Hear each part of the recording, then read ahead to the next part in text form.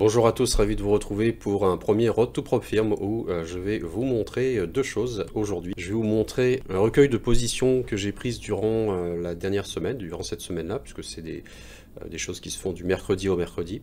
Donc je vais vous montrer toutes des positions, pas toutes évidemment, il y en a beaucoup, des dizaines, mais je vais vous montrer des positions que j'ai jugées intéressantes pour vous familiariser avec le carnet d'ordre et ma façon de trader le matin en tout cas. Donc ça va être la première partie de la vidéo. La deuxième partie, ce sera donc un petit point de la situation sur le compte de PropFirm, puisque j'ai pris un compte spécialement pour ce challenge.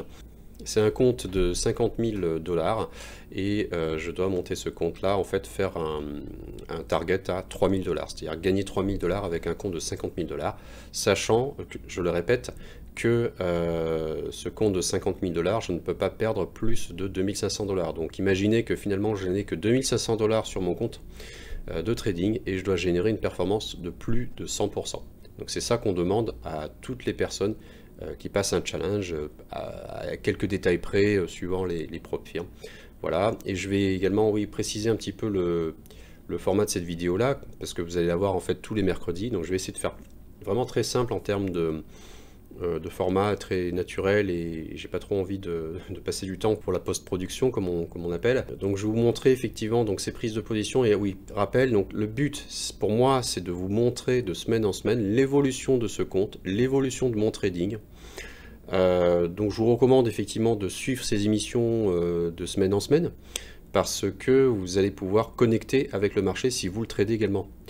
Si vous voyez cette émission-là dans 6 mois, ce sera moins pertinent. Peut-être que vous allez vous dire, il n'a pas fait d'argent Guillaume, mais pourtant c'est facile, on en fait très simplement cette semaine-là, dans 6 mois. Alors que là, on a des jours qui ne se ressemblent pas, des semaines qui ne se ressemblent pas du tout, et je pense que c'est intéressant de le suivre au jour le jour. De toute façon, je posterai également mes résultats sur le Telegram. Il y a un Telegram qui a ouvert, donc Graph Trading Graph_trading. Donc voilà, je vous indiquerai là en description l'adresse.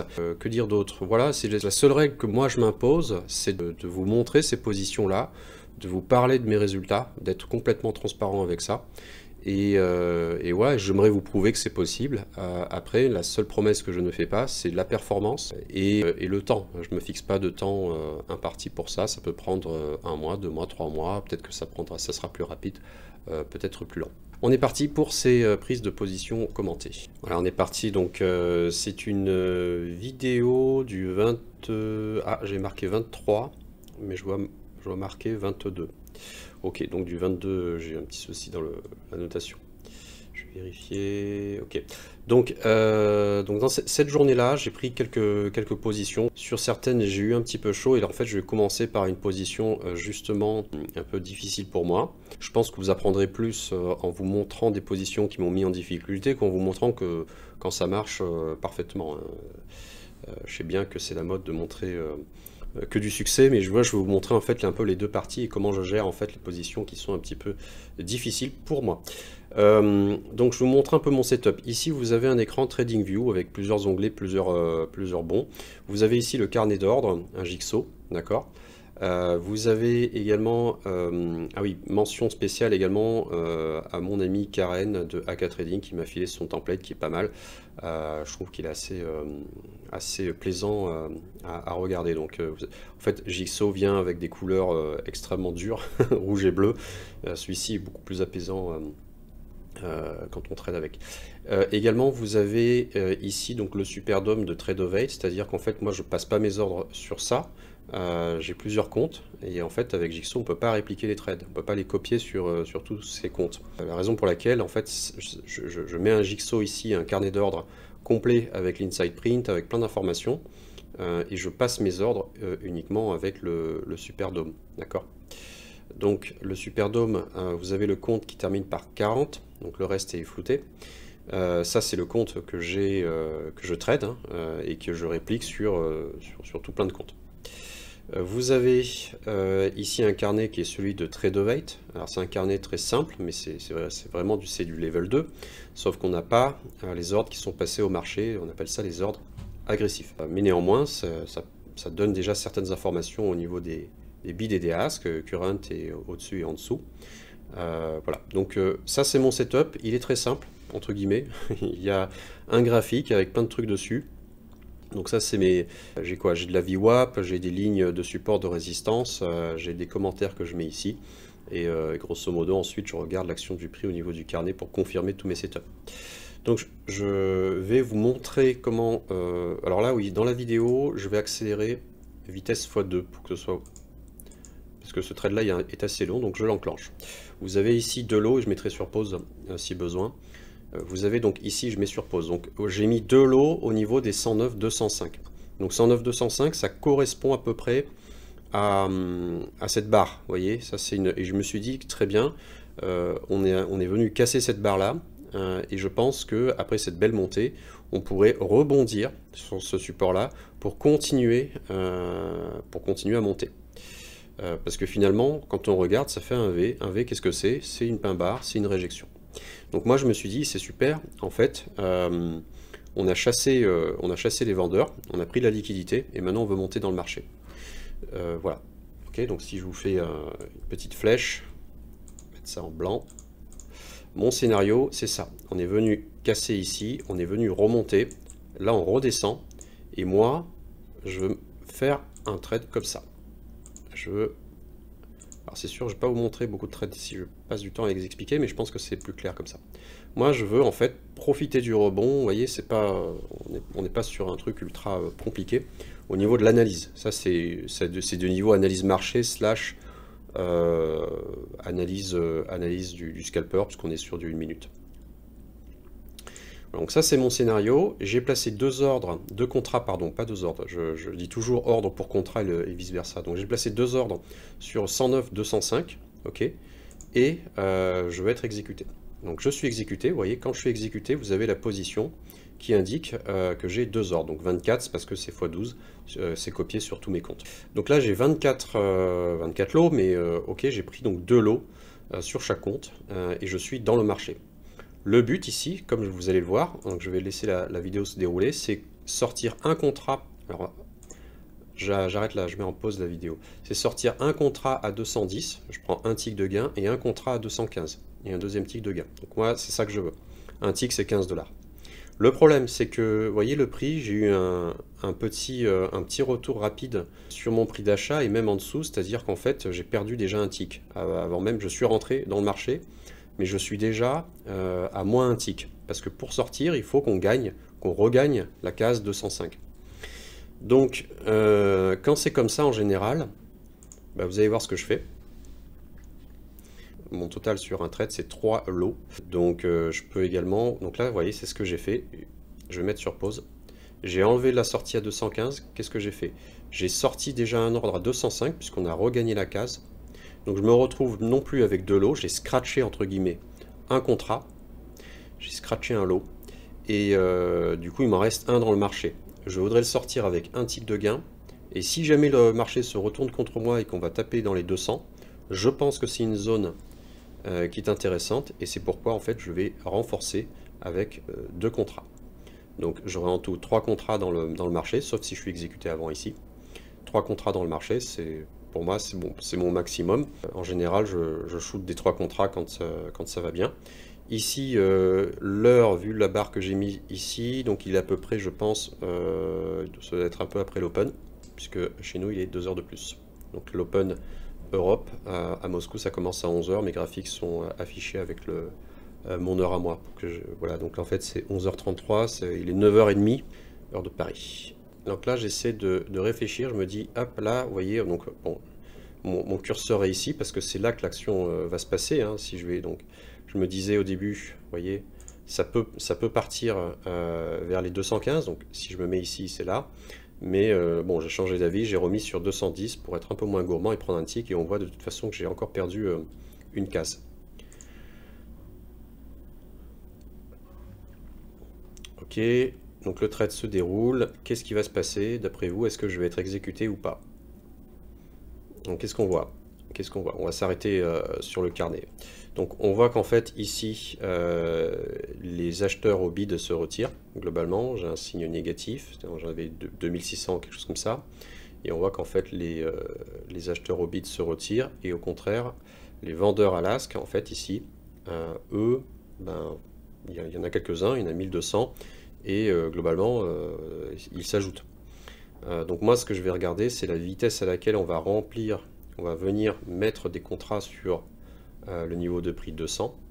Donc ça, c'est toute l'action du prix que je dois surveiller pour voir si ça va venir frapper mon prix. Donc là, il y a 3 contrats qui sont allés sur le niveau de prix 200. C'est là où moi, j'ai 2 contrats à faire passer. Paf, vous voyez, j'ai été tapé d'un coup. Donc on va mettre sur pause. Je vais revenir, voilà, stop. Donc vous voyez, en fait, sur le 200, il y avait 3 contrats, et là on est passé à 621. Pourquoi? Bah, tout simplement, il y a eu des lots très rapidement qui sont venus se rajouter. Très certainement, on a eu des block orders, on a eu, bref, on a eu 620 contrats, donc ça m'a exécuté complètement. Et les vendeurs ont gagné la case, ont gagné un tick. Donc maintenant, je me retrouve à 195. Mon niveau de prix moyen, donc là je suis maintenant avec 3 lots par contre dans le marché. Mon niveau de prix moyen, donc mon niveau de prix c'est 109 201, donc 109 200 on va dire à peu près. Donc si je sors tous mes contrats à 109 200, parfait, j'ai rien perdu et rien gagné, je paye des frais uniquement.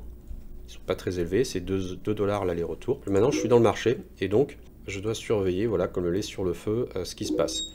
Donc je suis toujours en x2, hein, ça va vite. Là, dans ma stratégie, je me suis dit, c'est pas bon. Si déjà, je suis pas in the money, comme on dit, donc si j'ai pas, au démarrage, quand j'ai été exécuté, si j'ai déjà perdu une case, c'est-à-dire qu'en fait, les vendeurs sont très forts. Et moi, je ne veux pas prendre de risque, je suis déjà à 3 contrats. Donc vaut mieux que je scratch 2 contrats. Ben, je ne sais pas si j'ai raison ou pas dans mon approche, je vous explique juste comment moi je raisonne. Peut-être que vous trouverez d'autres traders qui vont faire de façon différente. Je ne dis pas qu'ils ont raison ou tort, c'est à vous de voir, à vous de décider. Mais en tout cas, là, moi, je vous explique un peu une de mes méthodes, en tout cas, de gestion du trade pour cette situation ici présente. Hein, parce qu'il y avait aussi des choses qui étaient notées ici, qui étaient très intéressantes pour moi. Et je pensais que c'était des niveaux relativement solides. Donc, moi, le but, c'est de scratcher finalement de l'eau. Vous voyez, donc là, on voit qu'il y a 763 contrats. Le refresh n'est pas instantané, mais normalement ça se suit, vous voyez. Donc voilà. Donc là on a 631 contrats, j'en ai absorbé donc 380. Il y a 380 lots, je les ai pris. Donc les acheteurs sont assez puissants pour le moment, puisque j'ai 1190 lots au bid. Donc moi en fait c'est les intentions d'achat des acheteurs. Donc, ce sont des ordres limites. Et on en a déjà absorbé 380, et eux il n'y en a plus que 631. À l'ASK. Et ils sont en train, dans une dynamique, de retirer finalement leur contrat. Donc je suis plutôt serein sur le fait que... Enfin serein. C'est vraiment l'instantané, vous voyez. Donc là, maintenant j'en ai eu 200. Donc je suis plutôt serein sur le... Enfin serein. Je vois que la dynamique est bonne pour moi. Voilà, on va dire plutôt comme ça. Voilà, paf, j'ai été exécuté. J'ai sorti de l'eau. J'ai sorti de l'eau, c'est tout. J'ai pris un tick de risque. Et maintenant j'attends de voir pour sortir... et prendre finalement qu'un seul tick. Bon, tout ça pour ça, entre guillemets. Mais on voit que le niveau n'a pas été travaillé de façon très très précise. Alors il y a des raisons à cela. Hein. Je reviendrai très largement dessus vendredi pour expliquer le contexte de marché de cette semaine. Donc là de nouveau, vous voyez, j'ai été exécuté sur 205. De nouveau finalement, on a reperdu un tick. Et maintenant on essaie de regagner le niveau de 205. Ok, on l'a repris. Et maintenant j'attends pour sortir de mon trade. Voilà, alors je ne sais pas si celui-là était gagnant, donc en l'occurrence, ouais, hop là, je vous remets un petit peu avant, voilà. Ouais, donc j'ai été exécuté, sur celui-ci j'ai été exécuté, donc à 210, on va remettre 10 secondes avant. Vous voyez, finalement, ici, il a fallu que 9 contrats pour exécuter mon lot. Donc ça fait un petit moment que, de toute façon que j'étais positionné sur le 210. Et finalement, il voilà, il a fallu 9 contrats, donc j'étais plutôt bien positionné dans la file, très certainement. Et voilà. Donc voilà pour ce trade, où finalement, là sur un simple trade, j'ai gagné donc quoi? J'ai gagné un tick brut, moins tous les frais. Les frais c'est quoi? C'est finalement, j'ai pris combien de contrats en tout? J'en ai pris 3. Donc je suis rentré avec 2 contrats, et ensuite encore 2, donc ça fait 4 contrats en tout de prix. Donc 4 contrats à raison de 1,94 l'aller-retour, bon, on va arrondir à 2, Ça fait 8 contrats, 8 dollars. Donc voilà, j'ai gagné vraiment des pouillèmes. Donc c'était vraiment histoire, ça c'était le trade pour payer les frais et dire qu'on n'a pas perdu d'argent. Donc voilà, j'ai gagné donc 8 dollars sur cette opération. Mais bon, là, je pense que, vous voyez, c'est une histoire qui est gérée. Donc est-ce que le plan se réalise comme moi je pensais? On va voir. Ouais, donc là j'ai rajouté les flèches juste après pour me souvenir et puis pour retrouver les positions plus facilement dans les vidéos. Là j'ai switché sur un autre actif. Donc le plan, comme on le voit, a été pas terrible finalement. On a rebondi mais très très faiblement. Donc ça c'est vraiment, c'est ce que j'ai fait, c'est j'ai scratché mon trade, hein. Ça c'est une sortie quasi break-even. Et on n'a pas rebondi comme escompté. Là c'est un peu plus tard dans la journée. Donc on a l'heure juste en dessous. Voilà. J'expliquerai le contexte plutôt vendredi si ça vous intéresse. Et maintenant on va passer du coup aux résultats. Alors en termes de résultats, donc je vous affiche, ça vous allez le reconnaître, hein, c'est Tradovate avec le rapport. Vous savez donc ici juste une performance du jour, mais nous ce qu'on va regarder, depuis, je sais pas, je vais prendre ce mois, enfin tout ce que vous voulez, bref, cette année même si vous voulez. Donc voilà, donc le PNL brut est de 500 dollars. Donc ça c'est mes positions depuis mercredi dernier. J'ai commencé mercredi dernier quand j'ai sorti la vidéo Road to Prop Firm. Et donc en net j'ai gagné 358 dollars. Donc j'ai fait progresser le compte de 358 dollars. Donc là vous voyez l'état du compte ici. Ça c'est les gains du jour. Et puis ensuite vous avez toutes sortes de statistiques. Voilà, donc le PNL, ça c'est donc frais hors frais et ça c'est frais inclus. Voilà un petit peu, donc c'était en fait, bon je commenterai tous les résultats plutôt vendredi, mais ça vous montre un petit peu la progression du compte. Vous avez le temps moyen en position, donc 3-4 minutes. J'ai eu des positions extrêmement longues qui expliquent pourquoi mon temps moyen est vraiment très dégradé. En général, je reste, on va dire une minute. En fait, il ne faudrait pas afficher la moyenne, il faudrait afficher la médiane des temps de position pour vous rendre compte un petit peu, mais ça n'est pas disponible ici. Voilà, parce que la moyenne, effectivement, je la dégrade avec un ou deux trades où je vais rester 20 minutes collé à une position, ou si je veux chercher, mettons, 2, 3 ou 4 ticks, pareil, ça peut expliquer pourquoi je peux rester beaucoup plus longtemps dans un trade, et ça vient dégrader la moyenne, alors que la moyenne, en fait, ramener un trade, c'est pas ça. La moyenne, il faudrait prendre la médiane pour voir combien de temps je reste en position. Pour rappel, nous avons la trading room, il reste encore quelques places. Cette trading room fonctionne de 9h à 11h tous les matins. Vous avez quelques informations, toutes les informations sur le site. Donc c'est 500 € le mois. Mais voilà, à ce prix-là, vous avez un trader professionnel qui trade devant vous avec écran partagé tous les jours pendant 2 heures et qui vous explique, qui analyse le graphique, qui vous explique les prises de position. Et c'est un mois qui est décompté en jours, c'est-à-dire qu'en fait, vous ne payez que les séances où vous êtes présent. Parce que moi, des fois, je ne suis pas disponible, ou des fois, le marché est férié, etc. Donc, voilà comment cela se décompte. Le niveau requis, tout ça, toutes les informations sont sur le site. Vous avez également une nouveauté, c'est que nous avons créé en fait un compte Telegram. Et sur ce compte, je vais partager, mais pas que moi, plein d'informations. Vous avez également Adrien qui va partager ses analyses marché et plein d'autres choses aussi.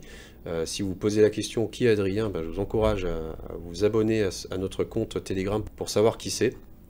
Et donc, je rajouterai un petit icône aussi Telegram. Il faudra mettre aussi à jour Twitter et rajouter également un autre icône TikTok pour les personnes qui ne sont pas forcément sur Instagram, qui préfèrent TikTok également. Doucement, là, je vais mettre, je crée en fait du contenu sur TikTok. Enfin, je dis je, en fait, je suis également bien entouré. Donc, j'ai des personnes qui m'aident à poster les contenus, puisque moi, en fait, je suis concentré sur le trading le matin. Et l'après-midi, eh bien, je fais d'autres choses, comme par exemple cette vidéo. Vous avez le site gravetrading.com sur lequel vous retrouverez les informations sur la trading room, les stratégies, etc. etc. Notre Discord, vous pouvez venir poser vos questions, interagir, apprendre également. Il y a plein de choses très sympathiques, gratuites, auxquelles vous aurez déjà accès. Voilà, il ne me reste plus qu'à vous dire à la prochaine vidéo pour le bilan sur le trading. Ciao!